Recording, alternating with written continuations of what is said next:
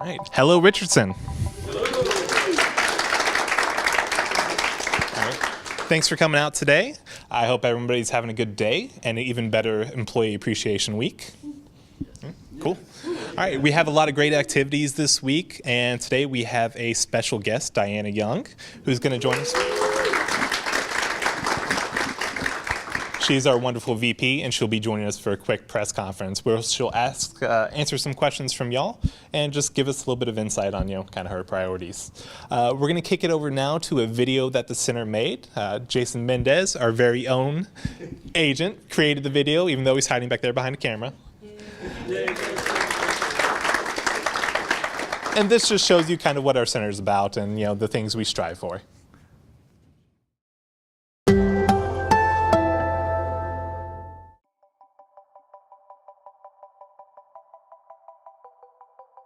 Hey there, my name's Jayson, and we're currently at our Uverse Chronic Call Center in Richardson, Texas, where every day our agents and managers partner to make our center an amazing place to work. This is done all while exceeding our customers' expectations. Today, we're going to take a sneak peek into this team's many achievements and the impacts they have, not just to our business, but also the surrounding community. We hope you enjoy. Welcome. Welcome to Richardson. Welcome to Richardson. Last Chance Repair is our thing. We are a group of highly experienced technical support representatives who are dedicated to assisting at-risk customers. We partner with Customer Loyalty Group to assist customers who are threatening to cancel their subscription due to technical issues. We provide white glove service at the beginning of each call, identify the root cause of the customer's technical issues, and communicate with the customer until the issue is resolved. Our thing is being the last AT&T technical support specialist the customer has to speak with. That's our thing.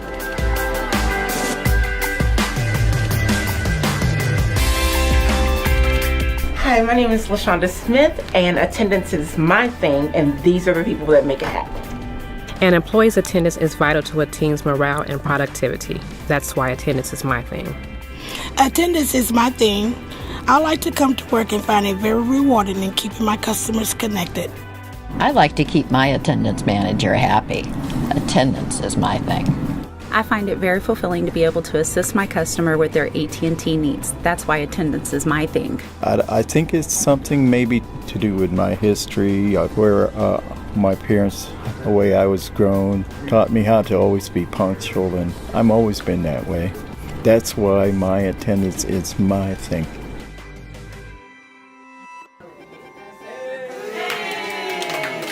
Hello, my name is Howard, and I'm a member of the Richardson Morale Committee. We are a group of motivated individuals who encourages high company morale amongst our peers. Morale can be the fuel that drives an organization forward, and we have built a cohesive team to lead the way. Annually, we raise funds to assist the homeless community, and this year we exceeded our goal with raising over $1,200. The funds raised will provide 144 care packages that will be delivered to our local shelter, containing toiletries and food items. We collected over 4,000 supplies and delivered 60 backpacks to the community partners of Dallas. Our morale calendar, Make Every Day Special, which stands for MEDS, highlights national days and special events created by each team to boost morale. Our thing is creating smiles and bridging the gap between daily lives and work life. That's our thing.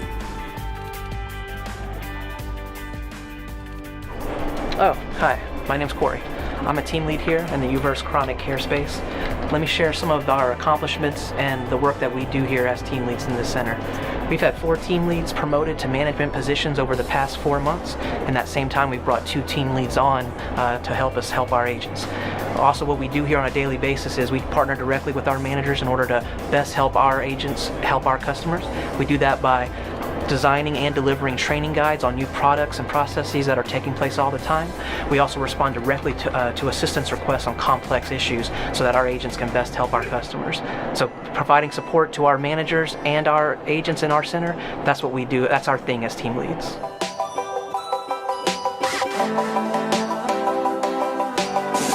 Hey, what's going on? It's going pretty good.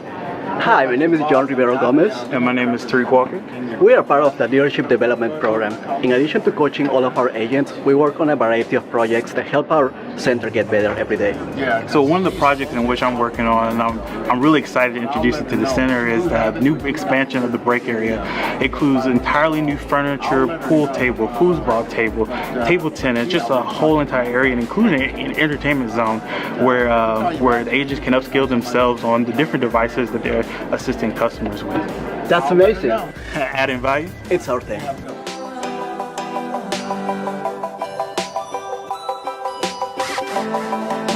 Hey, welcome to your resource desk. Okay, you want to request 5 weeks of vacation for the next 5 weeks? Alrighty, no problem. Let me check for you. I update you full day sick time. Feel better soon, okay? Do you know about my work life? You can update your sick time through my work life and also update FMLA, okay? So, let me recap. You're flexing out for 30 minutes because you can't find your car, but you're calling Uber. Okay, I got you. Living the service promise is my thing.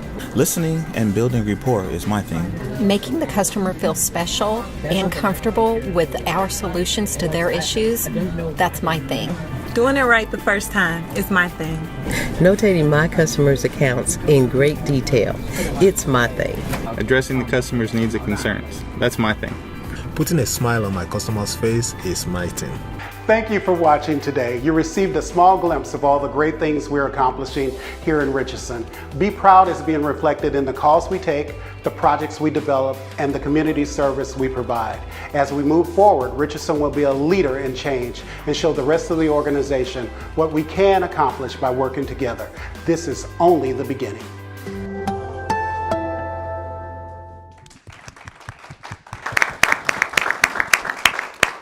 All right, great job. Y'all should all be very proud. Thank you for everyone that took part in the video. And EJ, I'll be getting with you to schedule those 5 weeks of vacation for me, so we'll talk after that. Be great. All right, at this time, I'd like to invite Diana Young, our VP, up to join us. Hi, Diana. Thank you. So you've been to the center quite a bit over the years. That's okay. So you've been here quite often over the years. Have you seen things changing recently? Well, I'll start by saying clearly you all can't get rid of me because it just keeps recycling me over this center. I guess when I watched the video, when I went out and looked at the second floor, the thing you notice first is the walls and flooring look great. It looks really nice, and that new entertainment zone and fun area is just awesome. I don't know if you guys have had the sneak peek, but I got to see it on my way in, so that looks really good. The second thing I would say, from what I know, but also from seeing it in the video, is you guys do such an amazing job of working with your community. I have a lot of centers all over the place, and I am constantly overwhelmed at how generous and giving our people are in the centers. And it really doesn't matter what center I go to. We have such an attitude of gratitude, and we share with others. And it's really unlike anything I've ever seen before. And the longer I work here, the more I see it. And it makes me feel really good to be part of a family like that. And then finally, I would say, not only from the video, because you have to smile in the videos, but just walking around the floor, people look happy. And when you look happy, you sound happy, and it makes a difference to the customers. So I am happy to see a lot of smiles as I walk around the floor. And we appreciate those kind of words. All right, so we're going to open it up to questions now. I know we had quite a few questions, over 20 submitted. We've selected some of the question writers, and they're here with us today. And who wants to go first? I'll let you pick. Okay. Let's go with Shay. My name is Shay. I guess I'm just asking if you have any plans on expanding UVerse, the equipment and the offers to the 4K, the UHD. So, you know, they just had a big meeting, Shay. I was told about it yesterday, where they were kind of powwowing on what are we going to do with our video platforms in general. I think everybody's probably familiar with the fact that this time last year, we were thinking UVerse would continue to decline as we put other video platforms and really focused on the satellite picture. And so we quit buying as much equipment. And then people, our customers, love UVerse, and it's a very margin effective, lucrative part of the business. And we said, gosh, we think we'll just keep selling more of that. And so then we ran out of equipment in the middle of the summer, and that's been kind of a nightmare. But it's good for the company. It's good for customers. We're delivering what they want. I can't really tell you with certainty, are we going to expand more in the product line? All I can tell you is at least up to this point, it has not gone south or in its demise the way we originally thought it might. But it continues to be robust, and we continue to put in fiber, and we continue to really expand it. I don't know what will happen in the future, but I think customer demand is clearly driving what we've done so far. Thank you for that, Shay. All right, next volunteer. We'll go with this side. Patrick? I remember Patrick. I sat with you not that long ago. Do you see, with the acquisition of Time Warner, any impact on the care space? You know, this is unlike, I have been involved in so many mergers, as I'm sure many of you have been, but Pacific Bell was my first one, and they did exactly the same thing we did. So when we put our two companies together, they had call centers, we had call centers. They had sales agents, we had sales agents. We just meshed those together and tried to figure out how to put the systems together, which I would I would say, I don't know how great of a job we did with that, but we've integrated over time, right? All of the acquisitions we've integrated because we were similarly situated companies. This is the first one where they do something totally different. It's not Time Warner Cable, thank God. So we're not taking more call centers and more work like that. It's very different in that it's all content focused. So obviously it's not going to be a merger in the way we've had them in the past, where we've integrated, because there's nothing similar to integrate with. But there's always similar things in business, right? So when you think about the fact that we have finance people and HR people and all of the different things we have in our company that supports the structure of a corporation, they have all of those same things. So when you buy a company like that, there are going to be more job opportunities. Is it job opportunities for exactly what we do here in this room today? No. But we have a really big company. You could go get a job in finance tomorrow or HR tomorrow. There are those kinds of jobs available there. So I think it's going to be different, but bigger and broader and more opportunity. Thank you. All right. Well, since you raised your hands a couple times, I will choose my own agent, Carla. Hello, I'm Carla. One of the biggest frustrations we have as employees is scheduling. Can you tell me what's being done to resolve the scheduling issues? Boy, you know, that just never goes away, does it? So we have been all over the map with scheduling. We've had like schedules every day and schedules every week or schedules every month. And I know that we've had some centers that have gone to 6 months. I think what we struggle with in UVerse is that we have 3 products here, which is not a bad thing, right? Because you asked before, will we continue to expand UVerse? Whether UVerse Video continues or not, think about UVerse Broadband, which is growing exponentially. So with 3 products comes 3 responsibilities, and customers need us more.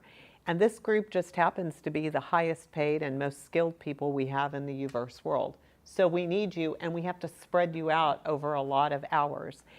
And the needs of the business continue to change. So I think everybody is probably aware, I know I'm painfully aware this summer, that we had, remember I have a variety of product lines, but in one of my product lines, I had 103-hour intervals. That may have been UVerse, I'm not sure. In DSL, I had 12-day intervals. And that, of course, drove our volumes through the roof, which there was no way for us to predict because the field didn't recognize what the predicament was going to be. I say all of that to say, we want you to be happy. We need to serve our customers. So I look to Jayson and Dave Marinac to figure out how can we give you the most flexibility, sincerely try to give you the most flexibility, and yet meet the needs of the customer. And Jason, there may be a better way to say that. Well, I think, so just beyond the needs of the customer, I know you guys have needs as far as how you schedule and the preference-based and days off and hours started, and there's a lot of logistics on how that works. And I know EJ and I have had a few conversations. We're trying to figure out systematically what the art of the possible is, if we can change that. Of course, it's a tooling requirement, so it's total view and things like that. But we've made changes in the DTV space where it is one product, so it was a little bit easier. But I've had those conversations with Dave Marinac, and I said I would like to see some more flexibility. So we're getting there. It's a tough one. We need to be flexible for our customers. We're in no way would we have been staffed appropriately to handle that UVerse issue this summer if we had a 3-month rotation. I just want to throw that out there, but we'll get it right. Just taking some time. So good question. Thank you. And fair. Yep. It's your life. All right, next up. Jeff it is. Again, my name is Jeff. My question is, how do you see positions evolving over the next 2 to 3 years? So UVerse agent positions, right? You know, some of it has to do with our customer base, so the volume, the number of customers that we have. Depending on what happens with video, that will influence the volume of calls that we get. And I think how much broadband we sell influences that. That's just a volume issue. But I think more importantly than just the volumes, which influences the number of agents we need, is also what are we trying to do to make life better for customers? So is anybody in here in last chance repair? You know, that's something we just put in place. And those are the kinds of things, that's not the only thing like that we have going on, but those are the kinds of things that I think we're looking at to say, how do we better serve our customers? Not just answering the phone and helping them on the typical repair call, but how do we get ahead of things and really keep it from falling off the rails in the first place? And so when I think about the chronic group, I know we're going Cyclone, we're going to 2 and 30. Those are the kinds of things that I think of that are more strategic and less tactical. And if I had my druthers, my preference, that is what I would like to see the chronic team used more for, is for those strategic things that I can't do with thousands and thousands of agents, but 300, 400, 500 agents that are highly skilled, highly trained.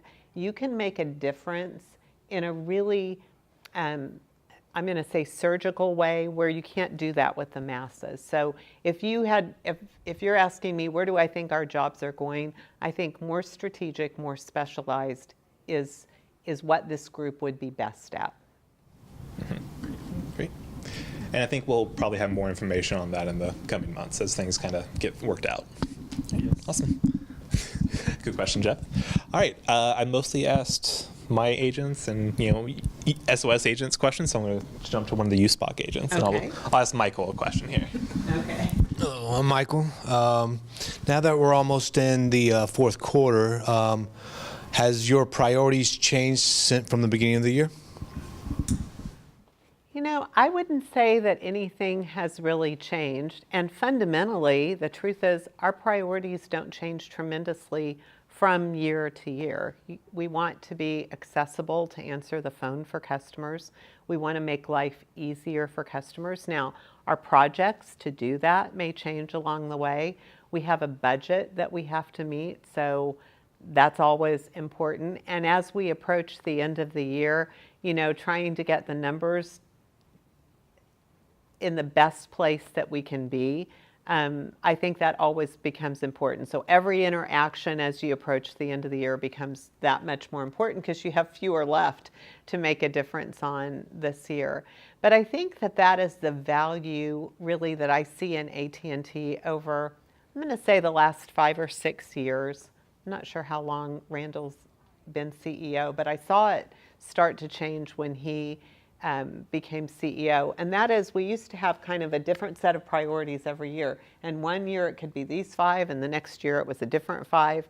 But I think we've learned and grown over time and realized we are serving customers. Our priorities do not change radically even year to year, let alone from the beginning to the end. Now, do we push harder on some things? I think we do. Budget needs change, capital projects get funded or unfunded, so we push harder in different areas, but I don't think the real fundamental priorities change. Thank you very much. All right, next volunteer. Corey it is. You may remember him from the video we just watched. My name's Corey. How can we as chronic agents help fix processes, use our knowledges and skills, and thereby really help improve the customer experience? So you all don't know this because you don't sit in the multitude of meetings that I sit in every single week, but I reference you all the time. And even when you weren't on my team, I reference you all the time, because you are the best source of information that we have in this company. There is no one better trained, better skilled, more educated on how to serve our customers, both technically and from just a personable, we know how to talk to people perspective. No one better in the company. And so I probably bring you all up to the point where no one wants to listen to me anymore, because I say, have you asked the chronic people? Did we run this by the chronic team? Have you asked for feedback on this? When I get in the room with the WFE people, not just Shauna DeLisio, but I mean Ben Andrews and JD McFarland and Travis Thetford and all of the people that provide support for us, I ask the question all the time, did we get feedback from the people who know the most? So when I look at you all, selfishly, I say, this is my best source of knowledge, because if we don't get it right and we roll it out to thousands of agents, that means we make thousands of customers unhappy. If we get it right because you provide feedback and we can change and tweak things and make it better, then it's a better customer experience for everyone. And in the end, it's more efficient and it's more cost effective. It's just way better for everyone. So I would say that's the biggest value add that you provide for me. Now, having said that, your real job is to answer the phones and take customers who are on the edge off the edge. That is your biggest value. We have a huge investment in the chronic group. If you would see my budget for the relatively few agents I have in the chronic group compared to my entire budget, this is a really critical job, or we wouldn't pay and do the things with you that we do. So my selfish ask is that you keep providing feedback on things. You keep stretching the limits of where we can go and what we can do and how we can do it better. But truly the most important thing is how you interact and provide service to the customers. Do a quick check. How are we looking on time? We got 6 minutes. Oh, good. All right. You know what? I saw you hiding back there, Robert. So I'm going to give the mic over to you. I'll let you ask a question. Hi, I'm Robert. Hi. I'm also, he's my peer from USPOC. USPOC. Yes, ma'am. I was wondering, what are the areas of focus going into 2019? Sneak peek at the priorities. Okay. Wow. I don't know that they changed tremendously. I think figuring out how we better serve customers is always at the forefront of my mind. And so I'll give you an example. WFE is a very important tool for us.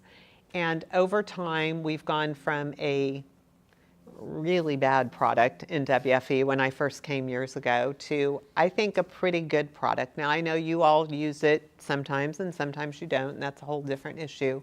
You're a little more highly trained than most of the others, although I think there's still advantages to it, even in this group. But getting WFE right when so many thousands of people are using it That is a huge priority for me. And as we move through RC1 and bring the DTV people onto this platform, getting that merged platform with the right flows, that's going to be hugely critical, because every time somebody picks up a phone, they're using that tool. So I would say getting WFE right during this transition period is even more important.